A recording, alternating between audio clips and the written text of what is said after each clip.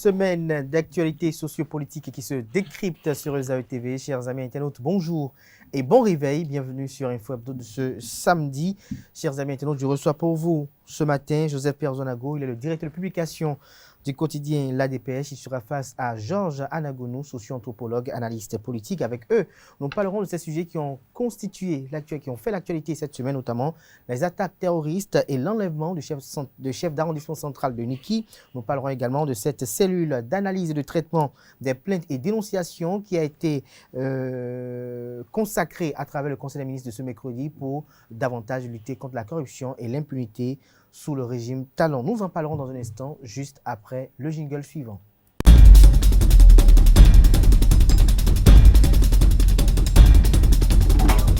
Le décryptage ce matin, comme je l'annonçais à l'entame de cette émission, se fera avec Georges Anagonou. Bonjour.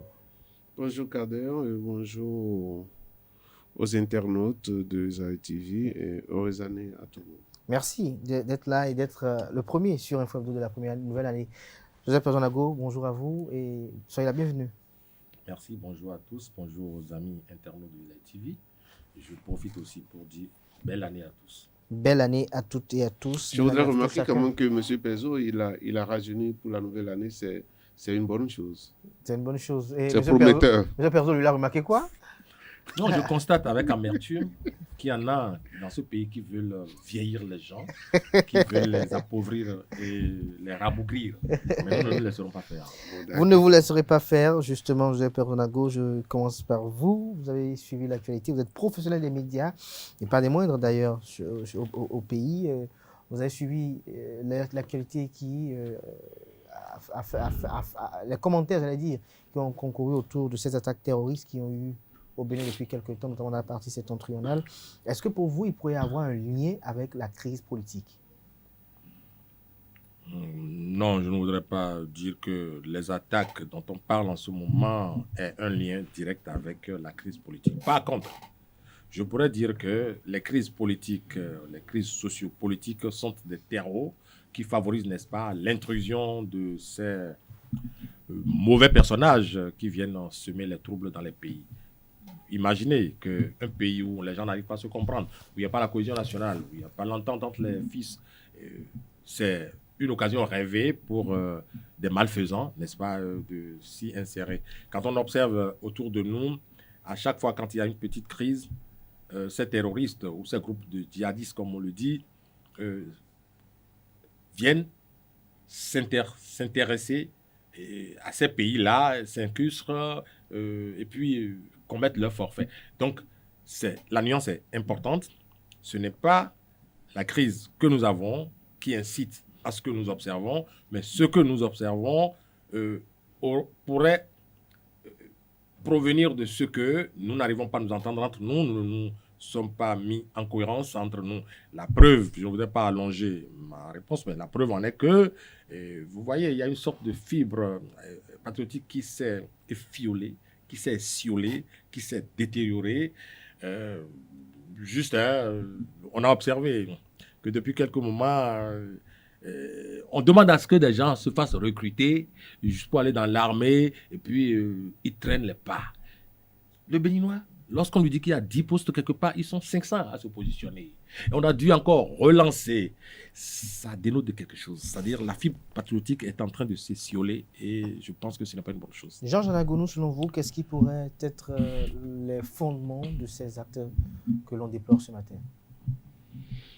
Non, je pense qu'il faut séparer les choses. Il y a eu enlèvement à Niki, d'accord? Oui, nous parlons d'abord des attaques terroristes. Voilà. Si vous parlez des attaques terroristes, moi j'avais souvent dit que le fait que le Bénin a été épargné de ces attaques jusqu'à aujourd'hui, et jusqu'au mois où ça a commencé, ce fut un miracle. Ce fut un miracle parce que le Bénin est vraiment entouré des pays dans lesquels ont lieu ces événements-là. Et donc, si ces événements ont lieu dans ces pays-là, Et il faut comprendre que ça va se propager vers chez nous. Rappelez-vous, il y a un moment, jusqu'à ce que les Français ont dit que le Bénin n'est pas un pays de sécurité, si vous vous rappelez, il y a peut-être 2 ans par là, parce qu'on avait dit que par le nord, par la zone là-bas, que les gens de Boko Haram voulaient rentrer dans le Bénin, et ça n'a pas eu lieu. Donc, c'était bien pour nous. C'est une bonne nouvelle pour nous lorsque ça traînait, que ça ne venait pas. Maintenant, j'ai entendu quelqu'un dit que lorsque les terroristes sont bousculés dans le pays, sur les territoires où ils sont, par exemple au Burkina, par exemple au Niger, où ils vont venir chercher des terres d'asile, des terrains de réserve qui va leur constituer de réserve pour pouvoir aller agir là-bas. Et donc, en ce moment-là, ils vont faire en quelque sorte des guerres de conquête du territoire. Et c'est peut-être ça qui a commencé au nord du Bénin. Et ce qui est important, c'est que le Bénin puisse se préparer pour dire que ce qui se passait chez mon voisin ne m'épargne pas et je dois amener. Et le chef de l'État l'a dit lors de son discours pour dire on se préparait depuis pour ça. Et parfois même on a commencé par faire des arrestations. Film patriotique, comme le disait mon cher ami, c'est vrai que lorsque ces choses-là arrivent dans un pays, il faut rester unifié. Parce que la division aussi, c'est aussi un terrain qui est favorable à ces genres de trucs. Or, pour faire face à l'attaque terroriste, il faut être unis. Il faut être unis parce que la police, l'armée ont besoin d'informations. Et ces informations, pour les donner, il faut être patriote. Il faut être patriote. J'entendais quelqu'un disait que dans un pays, il y a une famille, habituellement, le matin, ils venaient acheter 5 baguettes de pain pour leur petit déjeuner. Et qu'à un moment donné, le boulanger a remarqué qu'ils ont commencé par en acheter 10, en acheter 15. Mais ça a intrigué le boulanger tout de suite. Et par fibre patriotique, qu'est-ce qu'il a fait? Il a signalé à la police. Pour dire, mais ils ont changé d'habitude alimentaire. Est-ce que et quand on est allé chercher, effectivement, ils ont commencé par nourrir des gens étrangers qui sont venus. Et ça, c'est notre patriotisme qui devait nous amener à faire ça et rester soudés derrière les populations où ça se passe. C'est ça qui est important. Moi, donc, appeler à l'union, à l'unité dans ces conditions-là ne serait qu'une bonne chose. Alors, Joseph Perdonago, face à ce état de choses, comment avez-vous apprécié la réaction des forces armées béninoises? Non, mais naturellement, moi, je ne suis pas des leurs, mais j'ai constaté en tant qu'observateur que la réaction a été prompte. Cela va de soi. Ils sont payés pour ça, bien entendu. Donc, ils ont appris le maniement et la manipulation des armes. Et donc, contrairement à ma petite personne, lorsqu'il y a ce genre de situation qui se présente, ils se déplacent sur le théâtre des opérations. Donc, c'est ce qu'ils ont fait. Bon, maintenant, est-ce qu'ils sont suffisamment préparés pour? Je ne saurais le dire parce que je n'ai pas de statistiques ni d'éléments d'appréciation. Cependant, à écouter le chef de l'État dans son discours, il disait qu'il va davantage renforcer leurs besoins en matériel et tout, en logistique et tout, et faire en sorte que même qu'il y en a qui ne pètent pas. Et là, j'en profite pour présenter quand même nos condoléances aux familles éplorées. Parce Tout à fait. Un seul membre des forces armées du Bénin, c'est aussi un membre à nous, parce que nous avons aussi nos frères, nos amis et tout là, à l'intérieur de ce corps. Et donc, moi, je voudrais constater que leur réaction a été prompte, même si après, on a constaté que de temps en temps, parce que c'est des guerres asymétriques que nous livrent ces personnages hideux, parce que au moment où les conventions en termes de guerre existent, et clairement, eux, par exemple, ils peuvent vous poignarder par le dos. C'est des gens qui viennent, comme on a connu dans des pays limitrophes, ils tirent des ceintures d'explosifs et ils s'explosent. Dans aucune guerre régulière, ces méthodes n'existent. Donc c'est une guerre asymétrique et il va falloir que je ne leur apprends rien. Nos forces de défense doivent l'intégrer et en tenir grand compte et qu'on puisse s'en sortir. Alors dans la foulée, Georges Anagounou, comment avez-vous apprécié la réaction des acteurs politiques? On a senti quand même, on les a pas véritablement sentis sur le terrain, puisque vous parlez tout à l'heure de films patriotiques. Non, en fait, c'est ce qui se passe chez nous ces derniers temps-ci. C'est tout comme si la politique démissionne. La politique démissionne devant leurs responsabilités. C'est vrai que la défense du territoire n'est pas la responsabilité de l'homme politique, c'est pas ça. Mais par rapport au film patriotique et tout, Mais lorsque les populations sont assassinées, lorsque les populations sont voilà, terrifiées, donc il est question que les hommes politiques, même au Parlement, d'interpeller le gouvernement là-dessus. Quand on interpelle le gouvernement, ce n'est pas pour lui faire du mal. Quand on interpelle le gouvernement, c'est pour que le gouvernement informe sur une situation donnée. Donc, que le gouvernement ait encore beaucoup plus d'espace, par exemple, au Parlement, pour informer les Béninois, dire encore beaucoup plus ce que le chef de l'État avait dit dans son discours. Ça, les hommes politiques peuvent le faire. Les hommes politiques peuvent faire que nous puissions sentir qu'ils sont mobilisés pour la cause. Mais si rien ne se dit, rien ne se fait, et moi, je trouve que le patriotisme n'y est pas. Et il ne faut pas qu'on se trompe.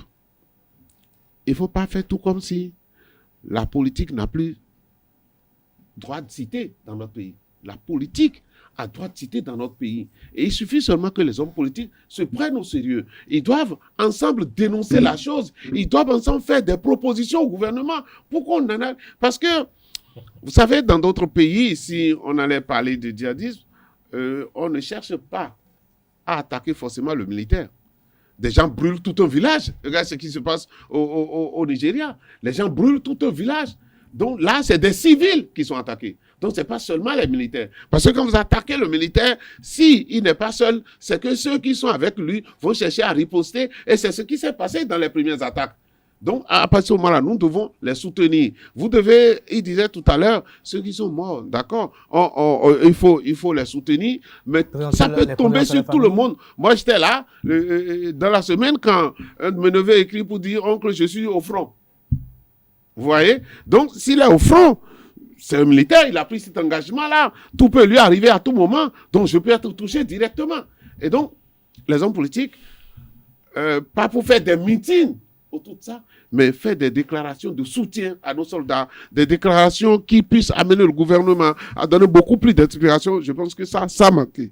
Joseph Personnagho, vous voulez réagir? Le sujet est d'un sérieux et je me résous à sourire parce que lorsque j'entends mon vis-à-vis parler des hommes politiques sans faire la distinction entre ce qu'il appelle homme politique et député à l'Assemblée, moi, ça me fend le cœur. Ça me fend le cœur parce que nous avons des hommes politiques au Bénin, j'en suis persuadé. Le député n'est pas un politique. Même si, je suis désolé, les députés de l'ère actuelle ne sont pas des hommes politiques. L'homme politique, comme il a si bien voulu dire, est celui-là qui sait faire la part des choses, qui s'érige en défenseur des populations, qui défend les populations contre les impôts stratosphériques, qui défend les populations contre un certain nombre de choses, qui interpellent le gouvernement. L'Assemblée actuelle n'est pas fabriquée pour interpeller le gouvernement. Je voudrais qu'on me dise combien de sujets, depuis la première mandature, enfin, du moins la première législature, sur combien de sujets le gouvernement a été interpellé. Je vous en prie, ne parlons que de ce qui est, au lieu de donner l'impression à ceux qui nous écoutent qu'au Bénin, la législature actuelle interpelle le gouvernement. Il veut faire croire que ça se passe. C'est peut-être votre lecture qui n'est peut-être pas la sienne. Non, je voudrais dire que nous vivons dans ce pays, et je le mets au défi de me dire, sur tel sujet on a fermé les frontières, le Parlement a interpellé le gouvernement, sur la Covid, non, quand même, les sujets d'intérêt majeur ne concernent pas ces députés. Donc, il y a des hommes politiques. C'est le mélange que je lui refuse de faire. Lorsqu'on parle des hommes politiques, il y a des hommes politiques dans le pays. Et quelle a été la posture face aux attaques? Bon, mais écoutez, lorsque le député n'est pas un homme politique, c'est ici que je l'apprends. Je vous reviens dans je dis de cette législature. Ouais, les hommes du président ne sont pas des hommes politiques. C'est-à-dire c'est fini à faire de politique chez eux. Ce sont des employés. Ah, merci d'avoir passé. Non, je vous pose c'est pas moi qui le dis, mais c'est merci d'avoir marché le travail pour moi. Je vous en prie. Vous parlez des hommes politiques. Les hommes politiques qui sont au Bénin. Quelle a été leur réaction?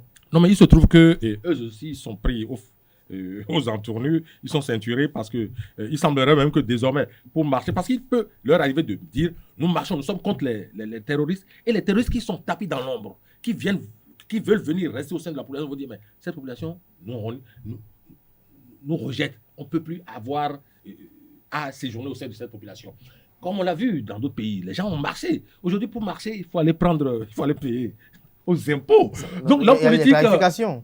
Pardon? Il y a eu des clarifications avec le directeur général. Je vous en prie, ne me provoquez Ouais, pas. merci. Je suis en train de constater simplement qu'il faut faire la part des choses entre l'homme politique qui est... Georges Anagounou voulait. Il y a différence du député de la législature actuelle. Georges Anagounou. Ah oui, merci. C'est ça, oui.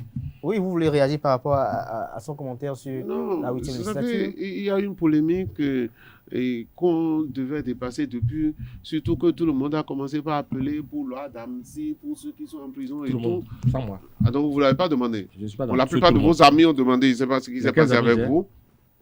Vous êtes un ami à moi, vous avez demandé, sûrement. Merci de l'avoir fait, mais moi je ne suis pas intéressé. Moi, je suis intéressé par tout ce qui peut permettre de décrisper la Ah, situation il y a crispation. politique. Ouais, mais Merci attendez. de l'avoir dit. Vous Attendez. voyez, vous m'en faites Perdre tant la ici. go, permettez Quand à- nous sommes à Georges Anagounou. sortis Ça va des sortir. quand nous sommes sortis des élections telles que nous les avons eues la dernière C'était fois, comment les c'est élections? que nous sommes dans une Je pose situation des de questions, crispation, Georges Anagounou. que les gens soient allés affronter la police républicaine, qu'ils soient allés affronter les militaires de la République, eh bien, c'est qu'il y avait crispation. Sorti de ça, nous sommes entrés dans une situation de crispation et tout le temps, le chef de l'État, même en prêtant ses mains, a dit, nous devons laisser la situation des élections derrière nous et nous mettre ensemble pour construire le pays. Ça, il a dit. Le problème chez nous au Bénin, c'est que personne ne fait confiance à personne. C'est ça et quand nous allons sortir par exemple, enfin, pas que les gens pensent que c'est seulement pour faire du mal au régime actuel. Parce que quand nous allons sortir aussi de ce régime, nous allons continuer de faire ça. Oh, je ne te fais pas confiance, tu ne me fais pas confiance. On ne peut pas construire un pays là-dessus. On ne peut pas construire un pays là-dessus.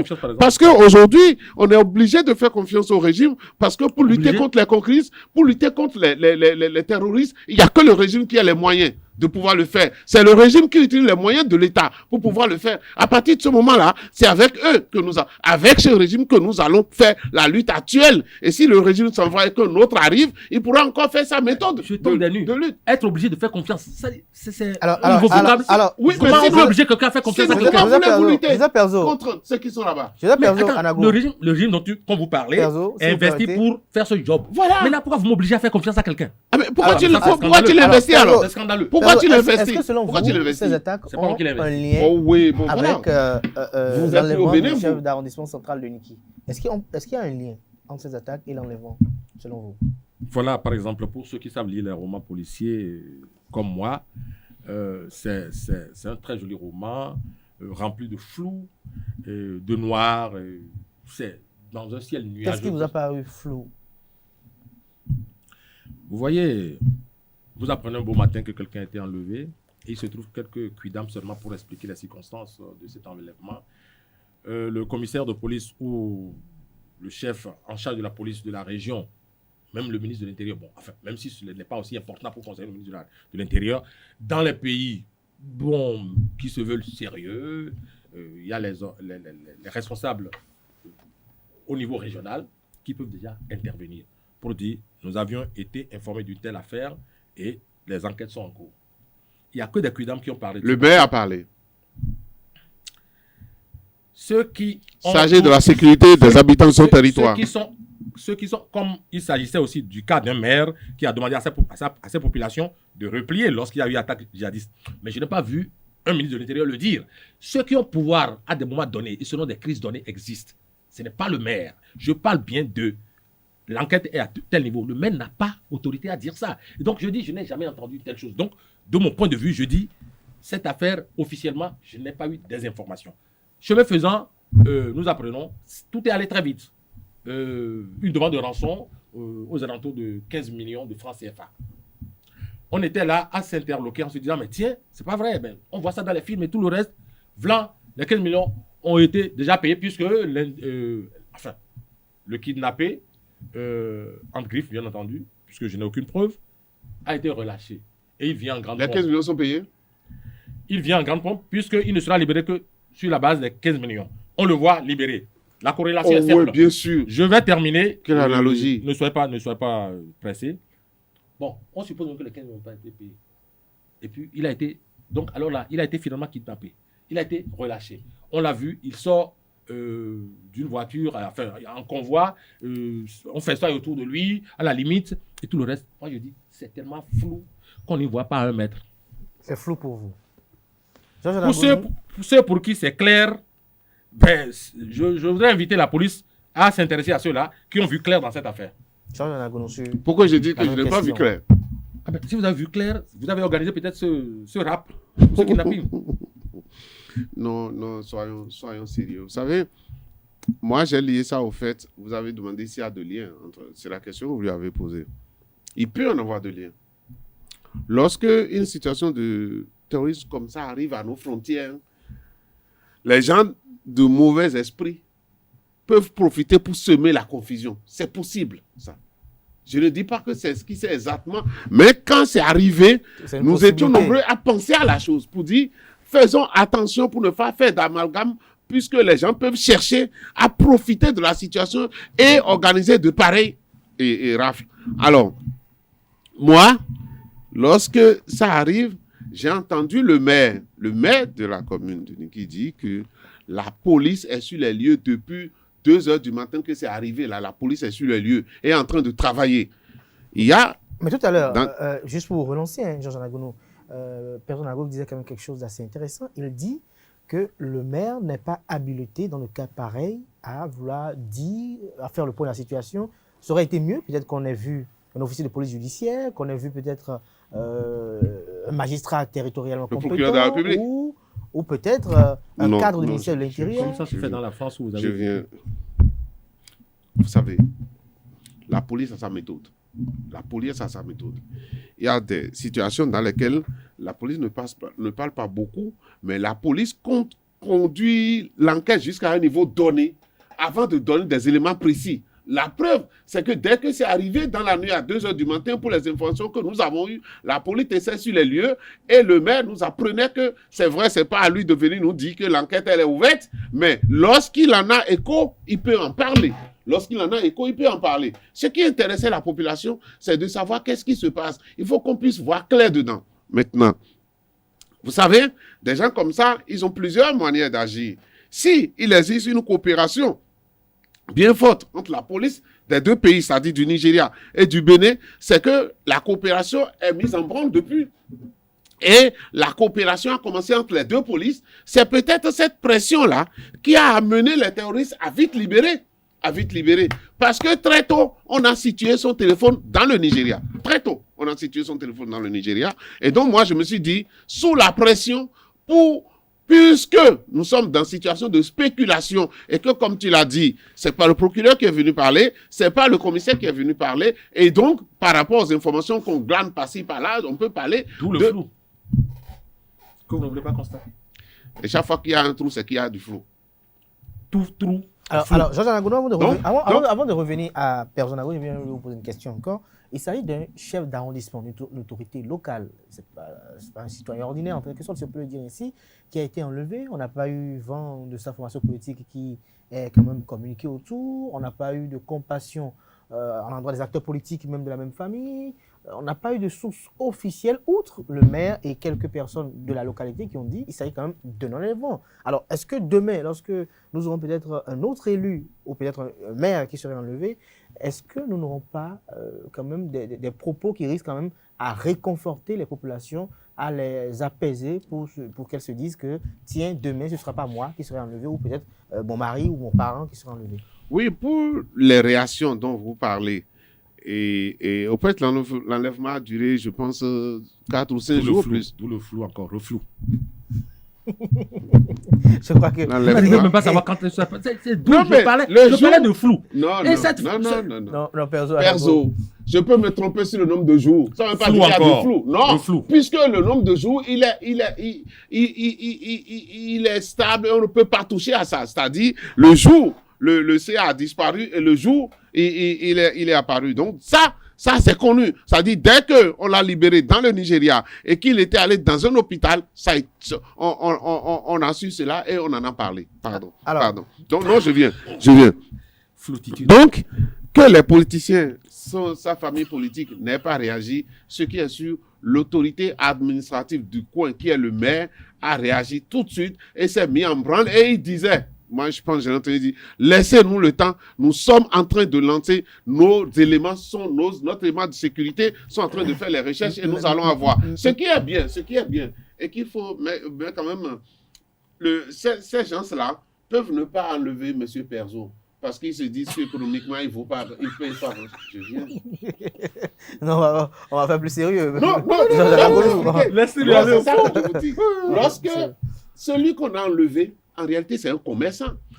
On nous a dit ça. C'est un commerçant. Qui Et donc, On vous a dit ça. Donc vous êtes le maire a dit, on a dit ça, on a entendu. Ce dont vous refusez de dire que vous n'avez pas entendu là, c'est aussi sur les réseaux sociaux que vous avez appris ça. Ce que vous dites que vous n'avez pas appris là, c'est là la contradiction entre vous. C'est vous. Donc, celui qui a été enlevé, non, je voudrais dire celui qui a été enlevé. Il y a de raisons. Non, mais attendez. Les malfaiteurs, c'est pas la preuve. Vous vous rappelez qu'il y a eu des enfants qui ont été enlevés dans le mai, des trucs comme ça ici, où c'était les Gaïman qui faisaient ça. Et la police a démantelé ces réseaux-là et a libéré ces gens. Donc, ce n'est pas extraordinaire. Ce que nous disons ici, c'est la situation de sécurité. La situation sécuritaire actuelle peut favoriser que les gens viennent enlever un commerçant qui a quand même de l'argent. C'est pourquoi on a demandé 15 millions, parce qu'on sait que ses parents peuvent toucher ces trucs et amener les 15 millions tout de suite. Par contre, c'est pas celui qui vous enlève, vous, c'est ce que je disais. Parce qu'on ne sait pas qui on va toucher pour avoir de l'argent. Ça, vous n'avez pas menti. Sur ce plan, je suis d'accord avec vous. Alors, lorsque je me retourne vers vous, vous trouvez qu'il y a du flou partout. Vous avez également déploré un peu le silence des autorités parce que, outre ce que vous le dites, il y a eu quand même des réactions sur les réseaux sociaux qui auraient espéré voir un communiqué de la Direction générale de la police républicaine, puisque, à citer un internaute, il dit quand la police arrête un cybercriminel, quand ils arrêtent des gens, on voit tout de suite des communiqués, mais pourquoi, lorsqu'il s'est agi de l'enlèvement d'une autorité, de ce quoi, une autorité communale, il n'y a pas eu de communiqué, il n'y a pas eu de réaction? Père Zonago, pour vous, le flou, il est où véritablement? Voilà. Là où vous venez de dire, le flou est là. En fait, vous ne trouvez pas que ceux qui sont habilités à rassurer, c'est-à-dire, le maire ne me rassure pas. Moi, je ne connais pas le planning. Ceux qui sont habilités à rassurer ne m'ont pas encore rassuré. J'attends que cela arrive, puisque quelque part ici, un pan du flou a semblé être levé, où on m'a dit que la police, le maire a osé dire qu'ils ont déjà déployé leur système et tout, comme je le dis. Oui. Écoute, si cela revenait à un maire de déployer son système de recherche, alors, bravo. Les gens qui sont auto-organisés. Je voudrais encore parler. Allez-y. Très bien. Alors, donc, je constate donc, ce flou, c'est là déjà. Le flou, c'est que sur un territoire donné, le Bénin est un territoire contrôlé par un gouvernement qui... il y a des représentants un peu partout, aux confins du pays. À Niki n'est pas hors du Bénin, que je sache. Donc, il y a des responsables, la police est là. Il y a un préfet, il y a un directeur départemental. Voilà, qui est désormais républicaine. La police est républicaine là. Et donc, le préfet est là et tout le reste. Donc, je m'attendais bonnement à ce que ces responsables attitrés, administrativement parlant, attitrés, surtout ces responsables sécuritaires, puissent me dire: écoutez, voilà, on vous donne quelque chose à glaner. Nous, à l'étape actuelle, nous sommes en train de mener nos enquêtes. Généralement, c'est... Ce que vous dites, c'est qu'il n'y a pas eu enlèvement. Allez-y. C'est le thème consacré. Nous sommes en train de... Et puis, nous autres, on s'en contente. Même la population se dit, d'accord, la police est en train de... Même les terroristes ou ceux qui se seraient comportés du genre, s'il y en existait, devraient se dire, attention, ils ont dit qu'ils sont en train de... Est-ce que vous avez dit que les terroristes, les kidnappeurs se sont dit que... Non, il n'y a pas de kidnapping. C'est là, il parle du sérieux. Vous voyez comment, depuis que je parle, je n'arrive à rien dire de cohérent, de vrai dans cette affaire, parce que c'est du flou. Le gars qui surgit, enfin, quelques moments après, en fanfare, des jeux de phare, en cortège, c'est extraordinaire. C'est flippant, à la limite. Mais si cela... à vos yeux, n'est pas flippant, c'est flippant à mes yeux, et ça en rajoute au flou que j'ai déjà constaté. Donc ces amis ne pouvaient pas manifester leur joie de retrouver leurs frères. Dans quelles circonstances il a été finalement? Dans quelles circonstances il a été finalement? Est-ce que vous avez les circonstances maintenant? C'est ce que moi j'appelle le flou. Je ne sais pas si vous comprenez. Mais il a reçu des soins au Nigeria. Le flou, c'est ce qu'on n'arrive pas à... Vous connaissez la frontière dans cette zone-là? Mais le flou... c'est tellement perméable que les gens vivent ensemble. Qu'est-ce que c'est que flou, selon vous? Merci à vous, Père Zonago, merci à vous. Donc du coup, le flou peut consister au fait qu'on puisse nier le fait, c'est ça? Je crois que... Est-ce que vous niez le fait qu'il y a eu un événement heureux que le chef la conclusion, c'est vous. ait regagné sa famille, qu'il soit de retour parmi les siens. C'est un plaisir qu'il soit de retour parmi les signes. Je crois que. Voilà, c'est ça. On vous Et a ça, compris de ses part et amis ont d'autre. quitté un Ce peu n'était partout, que même des- Cotonou, pour aller des l'accueillir commentaires. et que la fête soit au village. C'était merveilleux. C'était merveilleux. Et je me retourne vers vous, Georges Anagonou, pour aborder également une décision qualifiée de Sur merveilleuse le plan. également cette semaine. Ouais, on peut Parce dire. que le mercredi, il a été prise une décision qui consacre la mise en place au niveau de la présidence de la République d'une cellule d'analyse et de traitement des plaintes et dénonciations.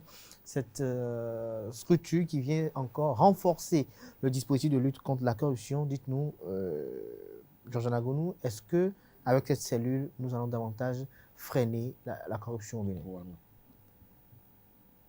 Non, en fait, on avait créé et ce qui devait nous permettre de lutter contre la corruption, c'est la criette.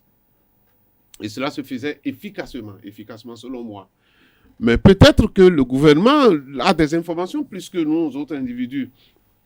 Le gouvernement trouve qu'il faut que le dossier soit dénoncé, apporté à la connaissance avant que la criette ou le tribunal ne se saisisse de ça. Et que à la date d'aujourd'hui, vous savez, c'est cela l'homme aussi. C'est cela l'homme. Lorsque tu crées quelque chose, ça avance, il cherche les moyens de contourner, il évolue. Et peut-être si tu ne te réactualises pas, tu n'actualises pas tes instruments, l'homme va contourner ce que tu avais trouvé efficace aujourd'hui, demain deviendra inefficace.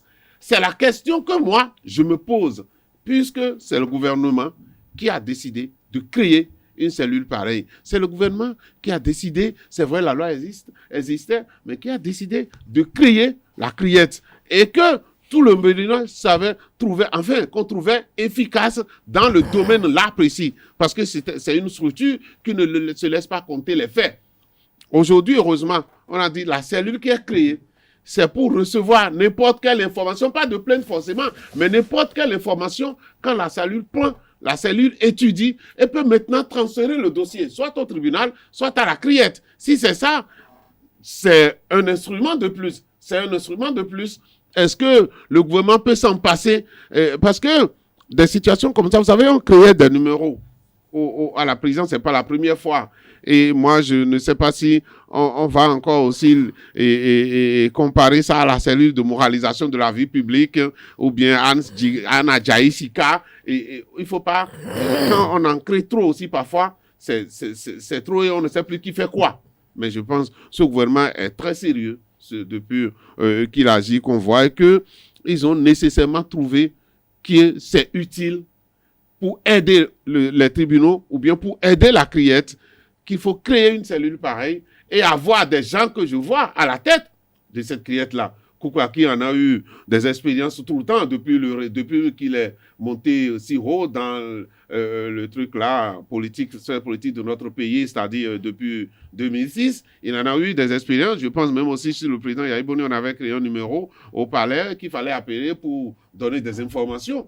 Bon, voilà, si le régime de la rupture est revenu là-dessus, c'est certainement pour rendre ça beaucoup plus efficace et trouver que malgré qu'il y a criette, qu'il y a encore des choses qui se font et que pour aider les tribunaux à avoir les informations précises, à avoir toutes les informations concernant la corruption qu'il faut créer. Et donc, dans ce sens-là, moi, je trouve que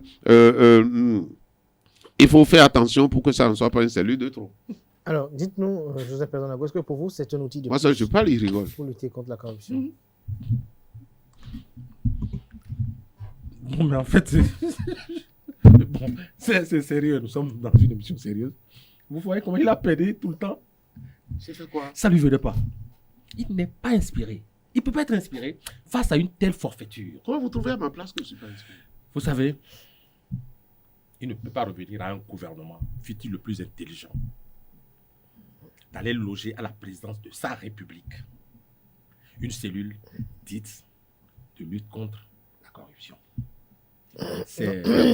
Elle analyse et traite les plaintes et Je dénonciations. Elle analyse et traite les plaintes et Je dénonciations. ne savais pas que Anna Jaïsika était un membre du gouvernement.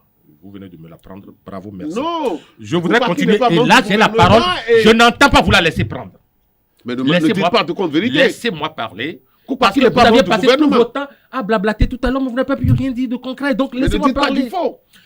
Oh là là, vous aviez peiné, j'ai dû finalement vous sortir de l'ornière en vous allant. Donc je vous en prie, laissez-moi terminer, je suis sérieux. Je suis sérieux. Nous sommes en face d'un sujet sérieux et je ne voudrais pas vous permettre de m'empêcher de parler. Alors là, vous voyez, j'ai pris ma mine la plus sincère. D'accord. Nous sommes en matière de corruption. C'est un crime abominable. C'est un phénomène, d'ailleurs, qui a des ramifications un peu partout. D'où la nécessité d'être sincère, d'être transparent. Ici, il y a tout sauf de la transparence. Lorsque, demain, il a évoqué un nom de quelqu'un. Moi, je voudrais parler de quelqu'un, une grande personnalité de la présidence. Lorsque j'ai quelque chose à lui reprocher, j'ai des faits dont il serait passible, je le lui adresse, n'est-ce pas? Merci. On a déjà vu comment fonctionne ce régime, où ceux qui veulent se protéger d'un certain nombre de casseroles se mettent sous son parapluie. Et précisément, ce régime où des ministres, à leur entrée en fonction, n'ont pas déclaré à temps. Et il y en a même qui n'ont pas encore déclaré leur bien. 15 jours après l'entrée en fonction. Même le chef de l'État a mis 4 mois avant de le faire. Je vous en prie, lorsque la réalité s'impose à nous, ayons le courage, même si ça me fait mal aux entournures, de le dire. Il y a eu des structures ici qui ont mis du temps pour se créer, pour être créées, où on y compte des gens plus ou moins... Enfin, il y a un mélange qui permettait du sérieux. On peut avoir l'onction du public, l'onction du gouvernement. Et la cellule en question ou la structure en question est indépendante, autonome, libre, indépendante, où on trouve des gens d'une certaine marque au sein. Parce que vous me poussez presque à la limite de nous dire qu'il y en a eu qui ont été supprimés par le gouvernement. Avec la création de cette cellule, est-ce que vous ne pensez pas que véritablement les directeurs de sociétés d'État, les ministres, les cadres de l'administration publique qui parfois exercent du chantage et autres, on ne peut pas effectuer des dénonciations à l'endroit de ces cellules-là pour dénoncer les faits. Avec le régime que nous connaissons actuellement, nous savons quand même que lorsque vous êtes cité, vous risquez de partir. On a vu quand même des ténors qui se retrouvent aujourd'hui sous les verrous. J'observe votre propension à me faire accepter ce que vous...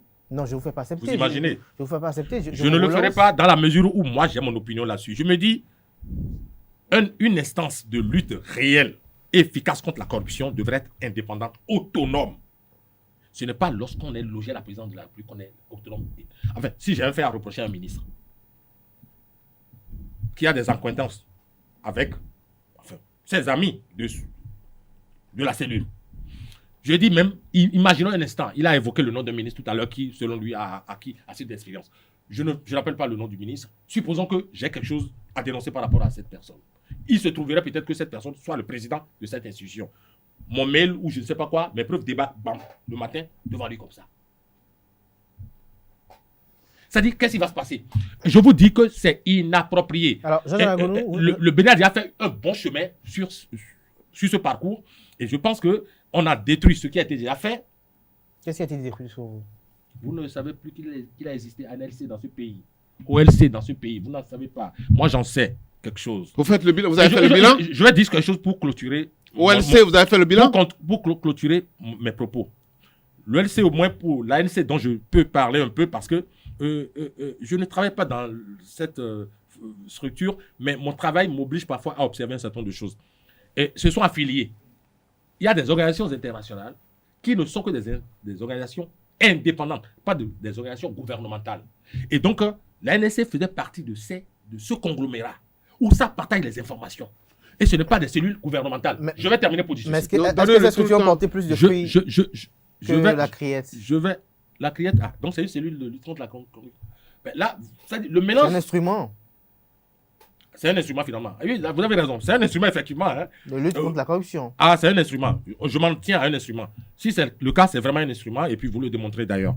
Parce que quand vous découpez les choses, ça vous arrange. Moi, dans mon travail, il m'est arrivé par exemple, je ne mets pas en exergue ma personne. J'ai fait un travail d'investigation. J'ai restitué les résultats à travers mon journal. Parce que j'ai naïvement cru qu'un certain procureur de la République avait dit ici, à UEA, que désormais, les journalistes, même qui sont en contact de faits de corruption, n'ont qu'à faire leur travail et que lui, en tant que procureur, je ne veux pas citer Tobono à l'époque, qu'il ferait tout. Bon, pour vous n'avez pas mettre appelé en le nom du valeur. ministre, mais lui, vous avez appelé Alors, son nom. Et je dis ceci. Lorsque moi j'ai entendu ça, je me suis dit, mais voilà, c'est bon. Nous, on va continuer à faire notre travail. Et puis, le relais va se prendre. Moi, j'ai fait du travail. J'ai fait du travail. J'ai dénoncé des faits de corruption. J'ai dénoncé des faits de concussion. J'ai dénoncé des faits de corruption commerciale. J'ai fait cela. Ça m'a valu des procès. Vous savez, dans le pays ici, les procès, ce n'est pas parce que vous avez mal fait. Les procès, on vous les envoie. On vous envoie les assignations et tout le reste pour vous intimider. On m'a intimidé sur plusieurs. Merci mois. à vous, Père Zonago. Là, vous avez posé un peu la parole. Après ils retirent leur là, vous n'avez pas dit plainte. que Vous savez, on c'est vous a de la coupé corruption. très tôt. Alors, Voilà le problème. Georges Anago, Vous dites vous avez qu'aujourd'hui, c'est le suivi gouvernement qui veut chapeauter ça. Et vous trouvez que c'est Joseph une bonne chose. Perzo Anago qui estime que ça va. Mon problème, c'est que ne construisez pas un pays, ne posez pas des actes pour finalement en faire des citoyens comme Perzo qui ne croient plus en rien. Qui ne croient plus en rien, qui pensent que plus personne ne va mettre et ça va marcher. Peut-être que si on les mettait eux. Et moi, malheureusement, je ne suis pas président de la République. Je vous aurais fait des propositions tout de suite pour entrer dans cette cellule-là. Je rejetterai. Vous savez, dans une cité, dans une république, il y a toujours que c'est à certains qu'on a confié des responsabilités bien déterminées. Et ça se passe depuis que les sociétés ont été sociétés et ça se passera encore comme ça pendant longtemps. Et lorsque vous passez tout votre temps à dire non, ils sont mauvais, ils ont fait, mais ça ne marche pas. Mais vous êtes en train de parler de la criette que tout le monde dit aujourd'hui, ah, criette vient pour toi. C'est devenu comme épouvantail pour les gens. Et c'est devenu une arme pour lutter contre la corruption. C'est pourquoi j'ai dit que je ne suis pas dans la tête du gouvernement. Peut-être que le porte-parole n'a pas encore fait sa conférence, il va en parler lui. Mais je me dis, c'est une structure qui est créée pour venir renforcer le travail des tribunaux, pour venir renforcer le travail de la criette. Parce que la structure n'est pas un organe de jugement. Elle ne jugera pas. Elle prendra les informations, elle va les analyser. C'est le juge seul qui peut ouvrir une enquête, qui peut faire des enquêtes. Donc, c'est une structure à rassembler des informations et à la mettre. Maintenant, vous êtes libre de dire, lorsqu'un gouvernement fait ça, et prend encore des gens du gouvernement pour patronner la chose, que ça ne vous donne pas la garantie d'une certaine équité.